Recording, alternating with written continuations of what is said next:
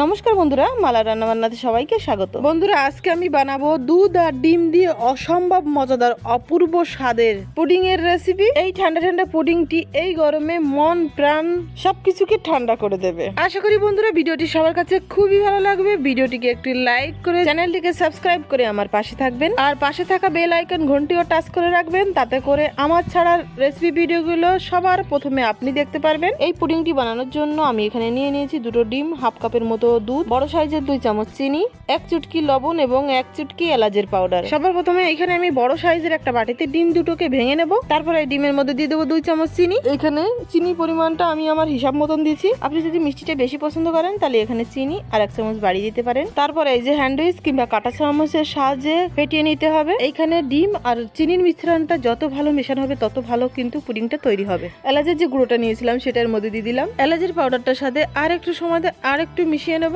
বন্ধুরা, এখানে ডিম আর চিনির মিশ্রণটা কিন্তু 1 বাটি হয়েছে, তার জন্য কিন্তু এখানে আমি দুধের পরিমাণটা 1 বাটি রেখেছি। তার মানে এখানে দুধ আর ডিম চিনির মিশ্রণটা কিন্তু সমান সমান নিতে হবে। আবারও আমি সবকটি উপকরণ একত্রে ভালো করে একটু মিশিয়ে নেব। আর এই উপকরণগুলি একত্রে যত সময় ধরে ভালো করে মেশানো হবে ততই কিন্তু পুডিংটা সুন্দর এবং ভালো হবে। আমি এখানে নিয়ে নিলাম একটা স্টিলের বাটি। বাটির মধ্যে দিয়ে দিলাম 2-3 ফোঁটা রিফাইন তেল। তেলটাকে চারিদিক দিয়ে এরকম ভাবে ঘুরিয়ে ঘুরিয়ে সব জায়গায় লাগিয়ে নেব। তারপর আমি বাটিতে ঢেলে দেবো পুডিং এর মিশ্রণটি। আর এই কাজের জন্য এমনই একটা বাটি নিতে হবে যাতে পুরো মিশ্রণটি ঢালার পরেও কিছুটা অংশ ফাঁকা থাকে। এইবার আমি একটা কড়াইতে দিয়ে দিলাম 2 গ্লাসের মতো জল। প্রথমে জলটাকে ঢাকনা দিয়ে ঢেকে ভালো করে ফুটিয়ে নিতে হবে। আর এই ফুটান্ত জলের মধ্যে আমি কিন্তু রেখে দেবো একটা স্ট্যান্ড। তারপরে এই স্ট্যান্ডের উপর আমি রেখে দেবো পুডিং এর মিশ্রণের বাটিটি। এইবার ঢাকনাটা দিয়ে গ্যাসের ফ্লেম হাই করে প্রায় 15 মিনিটের মতো রান্না করে নিতে হবে। 15 মিনিট পরে ফিরে এসে দেখাচ্ছি। বন্ধুরা, মোটামুটি 15 মিনিট পরে আমি এখন ফিরে আসলাম। আর একটা কাঠির সাহায্যে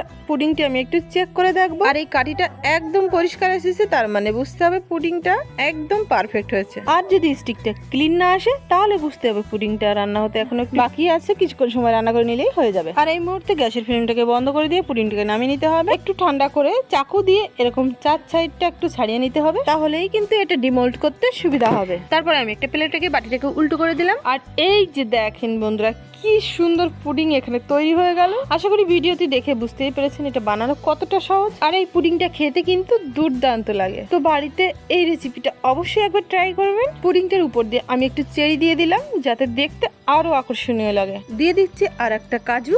এটা বানিয়ে ফ্রিজে রেখে দিতে হবে। ঠান্ডা ঠান্ডা এই পুডিংটা খেতে কিন্তু দারুণ লাগে। বন্ধুরা, আবার একবার মনে করে দিতে চাই, ভিডিওটা একটু ভালো লাগলে একটা লাইক করে দেবেন। চ্যানেলে নতুন বন্ধু হয়ে থাকলে সাবস্ক্রাইব করতে একদমই ভুলবেন না। মালার রান্না বান্না আরো অনেক সুন্দর সুন্দর ভিডিও আসতে চলেছে, দেখার অনুরোধ রইল।